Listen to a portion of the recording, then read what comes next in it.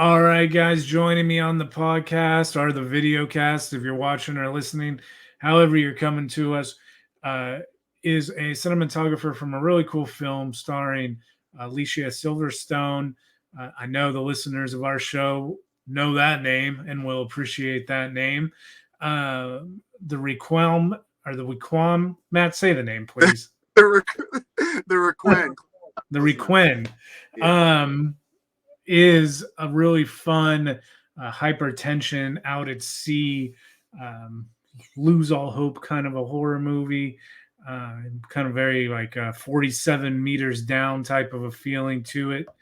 And as all these films that come out that involve shark attacks, whether they be practical or CGI, it always seems like there's some cool stories attached to filming anything that predominantly takes place on water. So I'm excited to talk to you, man. How was making this thing, both with those in mind, that obviously there's some kind of digital effects going on, and what your take on that with dealing with the fact that it was water? Um, I know all horror movie fans by now have heard the disastrous tales of Steven Spielberg battling Bruce the animatronic. So, what was this like, man, to be shooting out in on water? And I know in your filmography you have some other shark centric films to your name too that you've been a part of the crew on. So, what was this thing like, man? And thank you for coming on. Yeah, of course. Thank you for having me. It's I love doing this type of things. Pleasure to be here for sure.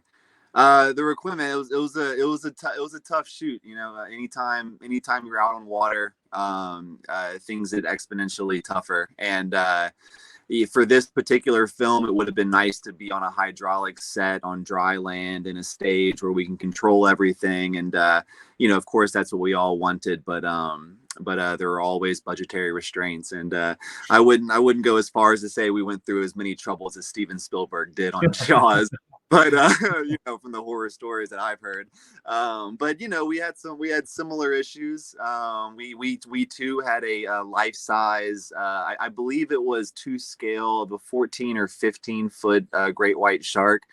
We had a animatronic mechanical build that was with wires and levers and foot pedals and a bunch of sheer strength. You can move this thing around and make it kind of chomp at the air. And that's one of the similarities as far as what I've heard between Jaws and our shoot is getting that thing in the water and pushing it around through the water and trying to make it look lifelike and animated to its full potential in the water was super tough. So tough, in fact, we ended up moving him to dry land. Moving the animatronic shark to dry land and shooting a lot of it on green screen. But there's plenty of digital effects involved in kind of finalizing the look of the shark. But we did a lot practically on set. A lot.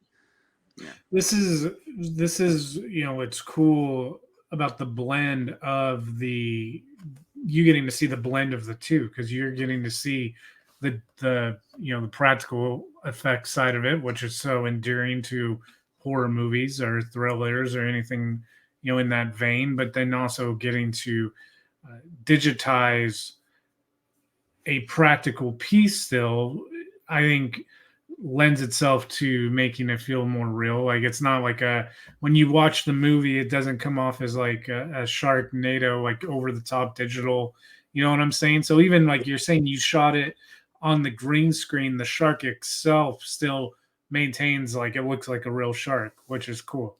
Yeah, and that's the beauty of gelling practical effects and VFX, and I think that's probably the best way to approach most visual effects scenarios is to have as much practical elements as possible. So when you give them the business end of the shark, visual effects is able to kind of add the back half on to make it feel a little more realistic, and the front end can kind of interact with the actors. And when you're able to gel those two together, I think that's probably the best approach.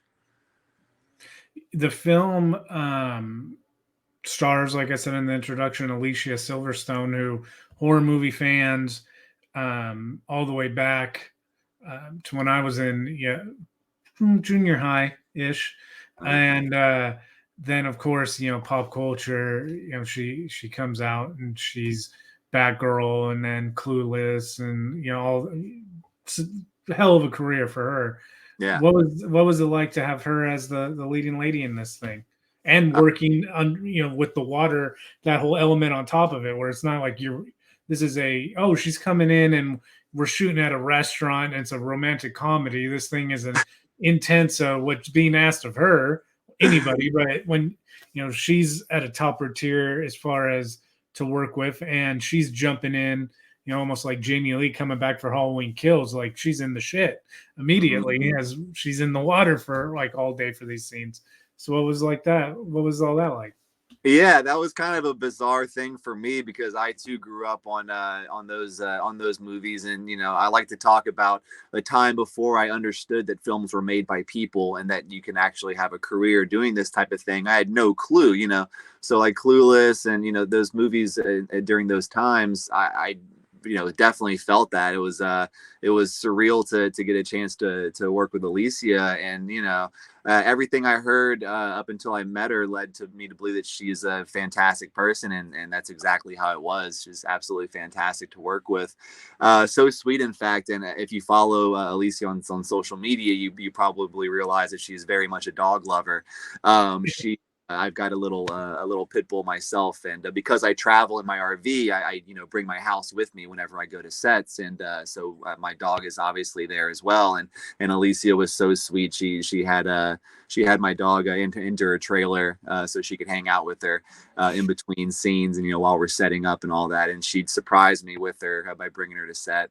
So that was really sweet and fun. And as far as the shooting is concerned, really both to Alicia and James, both they were the only two on set that weren't allowed to wear wetsuits while we were shooting. And yes, we were in Orlando, Florida, and you'd like to think that it's all beautiful and warm and feeling great all the time, but it was very cold in December, and December of 2020, in fact. And the rest of us had the luxury of kind of being able to have wetsuits on, especially and obviously when we were in the exterior pool, which is where we shot most of our water sequences. Alicia and James both kind of had to be in the water with the wardrobe they had didn't allow for much in terms of keeping them warm. So we did our best with keeping the pool warm, keeping the water warm, but at the end of the day, there's only so much you can do, and you're outdoors and it's cold. So good for them for being as great as they were and dealing with that kind of a deal.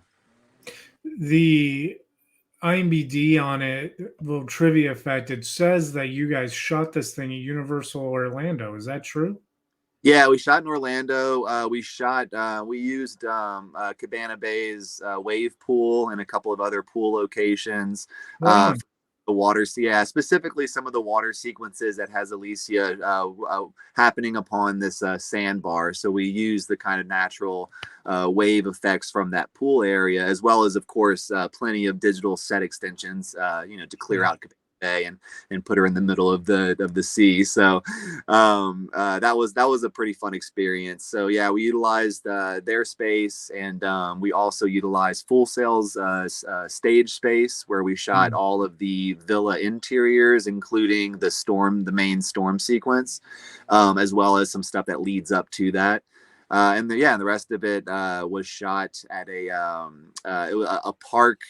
They had their private pool, I guess, was shut down at the time, and so we were able to kind of use that and for the water sequence stuff. But yeah, Orlando was good to us.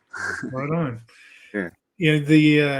You touched on it there for a minute, but Matt lives in his RV and he travels from film set to film set, and I mean you're totally the complete opposite of the whole work remotely that we've dealt with over the course of the pandemic. The or the antithesis of it, either way you want to look at it, I guess. The, Yeah. but how did the decision first, well, let's get to film first. What was it that how you found your way to becoming a cinematographer? Childhood passion or something that you kind of found along the way? What? How did you get started with it? Yeah, I ended up kind of finding it along the way. So growing up, I was a kid first, and then I played hockey for 19 years of my life. In the middle of kind of the tail end of that era, going into college, I found a group of my closest friends to this day that I played music with for a while, and they told me in the sweetest way that I probably wasn't the best drummer, and so I got replaced in our band with our other buddy who was a way better drummer than I am, which in retrospect makes total sense now, obviously. But so I, not wanting to kind of leave them behind or do anything much different, I decided to pick up the camera and started figuring out how to use a digital camera. With the effort of wanting to take live band photos and potentially do like some promo photos. I didn't really know what to do at the time, but that just kind of how it started. And in college, I really couldn't find anything I enjoyed. Then I finally, because of the photography thing, I was like, well, let me give the art program a chance. And so I went and ended up graduating with a BFA in photography. And the type of work I was doing in college was very kind of higher brow, cinematic, tableau style sets that I was building and putting together color palettes of wardrobe and using different colored lightings and different lighting techniques and different editorial techniques, and it just made sense to move into motion picture. And so whenever I finished when I finished up with college, I almost immediately went to I started applying to as a production assistant to various reality TV shows or whatever it was, anything that sounded like it was a big deal. I signed up to do it, and so a lot of Top Chef, a lot of American Idol, Fight Master was a Bellator fight show that I worked on. And anyway, from there, met my friend and producer Sam Clater, and we together made a couple of music videos, and eventually found our way to working with Misty Talley on our first shark movie for Sci-Fi called Zombie Shark. Yeah. And so we shot that in 2014, and now it's 2022, and about 35 to 40 movies I think done, something like that. And lucky enough, five of them are shark movies. So that holds a healthy portion of of the genres I've shot, I guess. The Sci-Fi Channel loves them some shark movies, but That it's never just a shark movie. It's always like shark something, like shark hyphen something. yeah. You can count on Sci-Fi. It's about springtime right now. Whenever Discovery does Shark Week, Sci-Fi's got some shark stuff up their sleeve for sure. Absolutely, yeah. The beauty of Santa Jaws, which was the last one we did Sci-Fi, is that it's a crossover hit. So Yeah. it aired Christmas time as well as Shark Week. So that one was a lot of fun to do. Yeah. The fun thing about it too is that like Sci-Fi, I always say this on the show, is like the amount of subgenres that horror in itself kind of opens itself up to is pretty extensive, and it's not too many people who could say, man, that you, my God, may be the only one on the planet who can say that you have done not only shark horror movies, but you have done opposite ended shark horror movies from Santa Jaws to this. Like, I don't Yeah. know if you could like do like you cover the gamut of like the emotional response of the audience in that sentence right there. Like that's pretty Yeah. dope to be able to Yeah. say.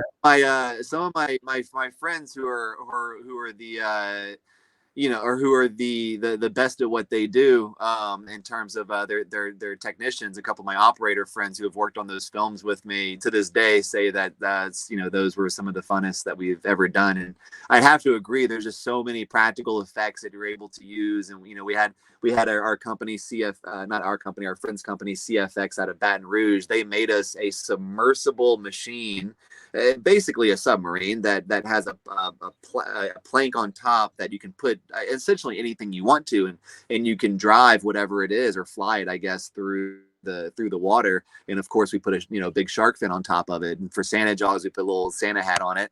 And so that thing was really cool, man, because it can submerge fully underwater and then breach the water, and every time that thing kind of slides through the background, it kind of gives me chills. And to tell you how great that machine was, we did I think it was for Santa Jaws, actually. We did a premiere at Bayou St. John in New Orleans. And in the bayou, we decided, might as well bring the shark fin and show it off to some people. And a couple of times we had the cops come out and kind of check it out, because people are calling in saying there's sharks in the bayou. So I'm glad, it wasn't much of a ruckus, but we caused a little bit of a ruckus, which I think is fun. That's always one of those things, like whenever you get like a phone call, like we shot a horror short in a vacant house that a friend let us use, and about 1:30 at night he called me up as we were packing up, and he's like, "Is everything okay?" And I was like, "Yeah, like everything was great, blah blah blah." He's like, "Okay, I'm just letting you know the neighbor called, and she was making sure that they didn't need to like call the police or anything." And I'm like, "Oh yeah, like we're fine." But um, so with that, you went Yeah. from doing music videos and everything, from going from drummer to doing music videos, music production type work, videography, to cinematography, filmmaking, like that whole transition. And then now, like the lifestyle transition of just being mobile all the time. Like what kind of led you down as far as shaping both that lifestyle into a career style as well? Well, it honestly just kind of made sense, because I had an apartment in New Orleans, and I found that I was traveling more often than not, and I was being put up in hotels, as it tends to do whenever you shoot outside of your living area. And it was whatever apartment. I wasn't in love with it. I didn't own it or anything like that. So I just kind of started thinking I've had a couple of friends who have done the RV life thing, and I was starting to do just a little bit of like my research, research on my own, just to kind of see if, maybe, I wonder if this could be a thing. And so, yeah, I just remember one day thinking like, okay, like I'm going to think about it every morning I wake up for a month. I'm going to say like, okay, if I'm waking up in an RV somewhere else right now, like, would that be cool? And of course, every single morning it was like, yeah, I 100% wish I could, do that right now. And so, yeah, I started doing more like ownership research and trying to figure out like what the cost of living is, like what are the obstacles, and what have other people gone through when they try to travel and do that sort of thing. And it all seemed plausible. And pretty much it's basically like being in an apartment on wheels. I just, Mm-hmm. at the end of the show, I get to either go wherever I want to go, or I get to go visit family, or I get to go to the next movie, Mm-hmm. whatever happens to be going on at the time. And that's exactly what I wanted. I wanted to be mobile for at least a while. And I think doing this will help me kind of figure out where I ultimately want to, call home base or whatever. So For sure. yeah, it's fun. Yeah. And I mean, as far as like lifestyle change, nothing really changed, aside from being able to move around whenever I want to. All the parts and pieces, and the inconveniences and the conveniences, and it's all the same. I just move more often. I can move my whole house in 2 hours, where everyone else takes days to pack up and go. Now, how long have you been doing the RV thing as far as going from job to job? How many films would you say that you've been able to just pack up and go? My very first film was the first month I was in the RV. Wow. Okay. I got yeah, oh yeah, very first month. I moved into it in January, and I think I was prepping January 15th or something like that for Wow. a movie that was January. So yeah, so that was my first time being kind of in it, first time dealing with showing up to an RV land, a plot, Mhm. a park.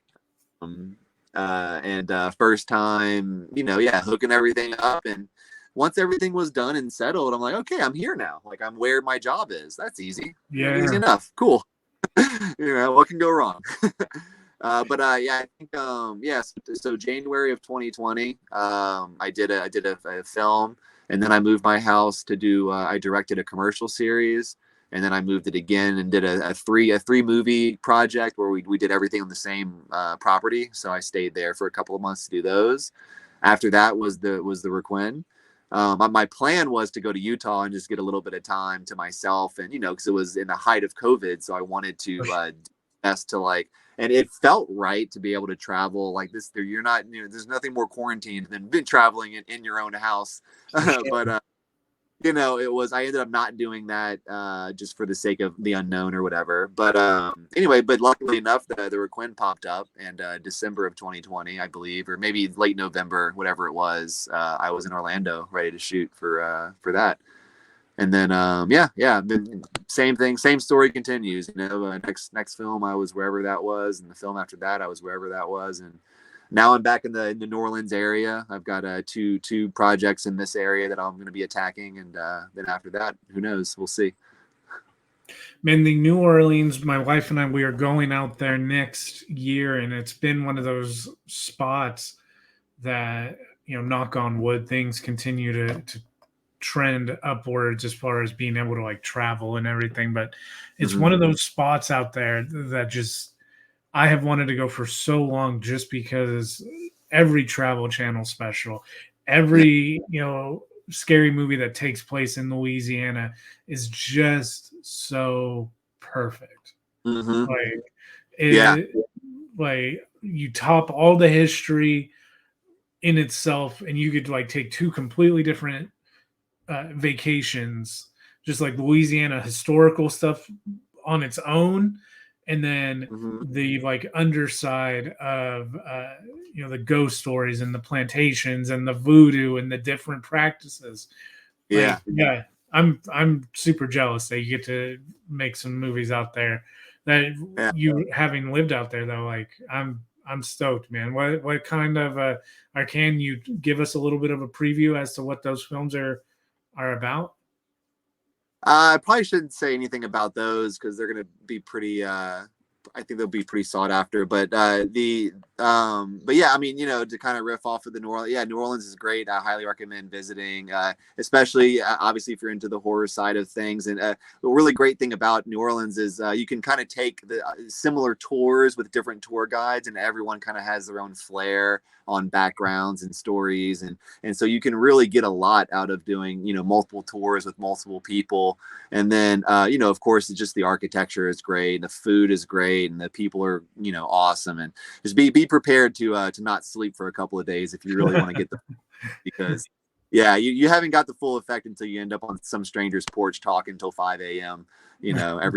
Everyone a little tipsy, I'm sure. It's a great place to live. Yeah. I wish I could say more about the upcoming films, but I think it's too close for that. But I got next you. time. Yeah, for sure. Yeah.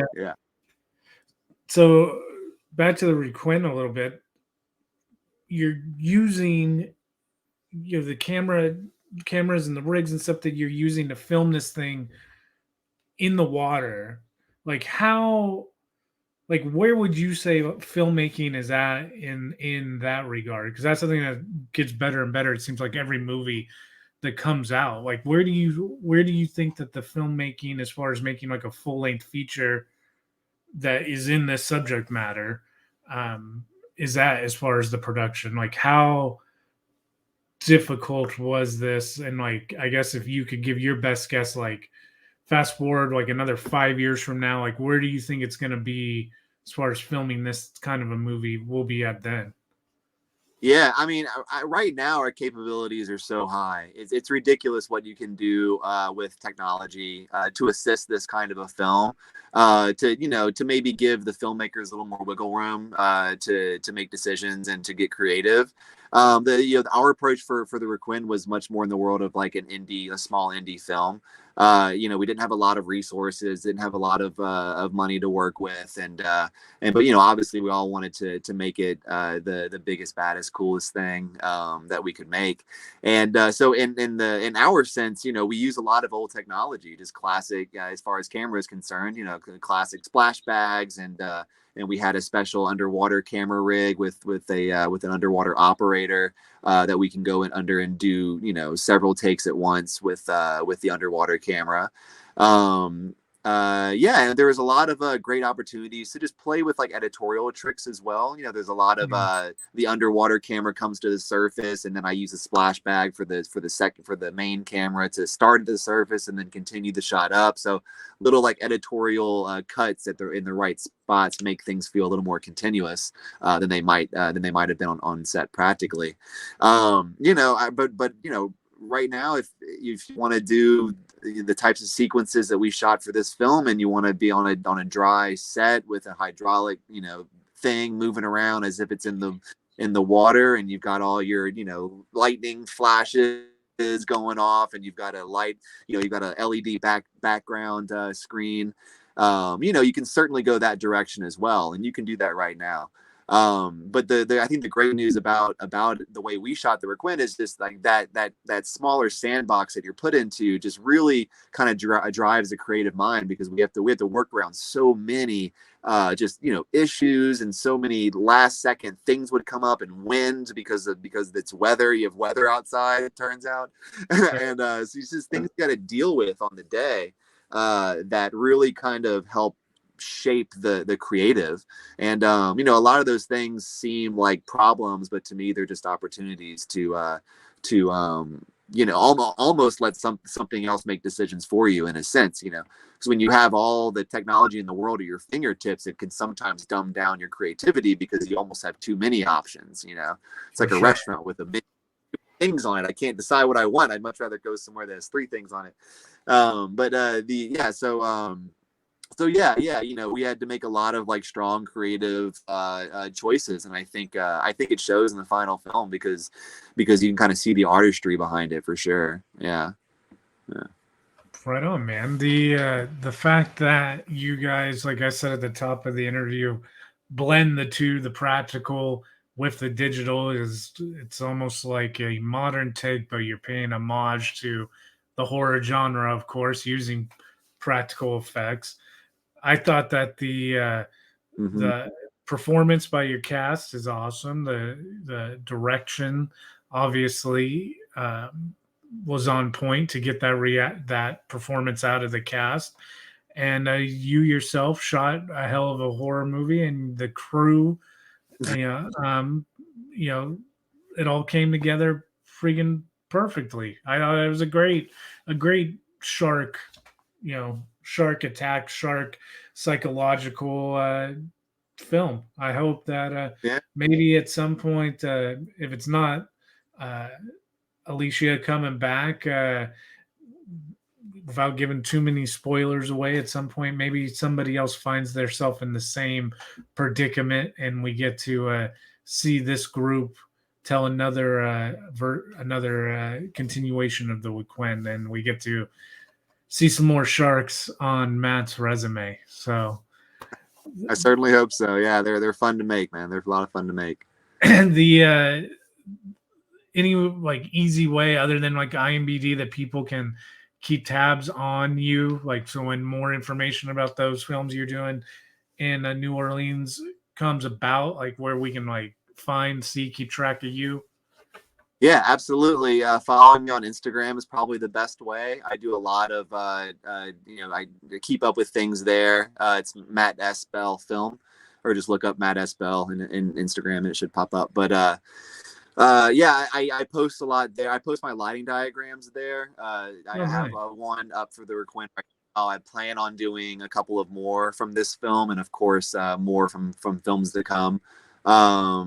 And yeah, I post about the classes I teach. I do a lot of film education work, so I love teaching. Love teaching. In fact, I had a virtual seminar on cinematography last night that went really well.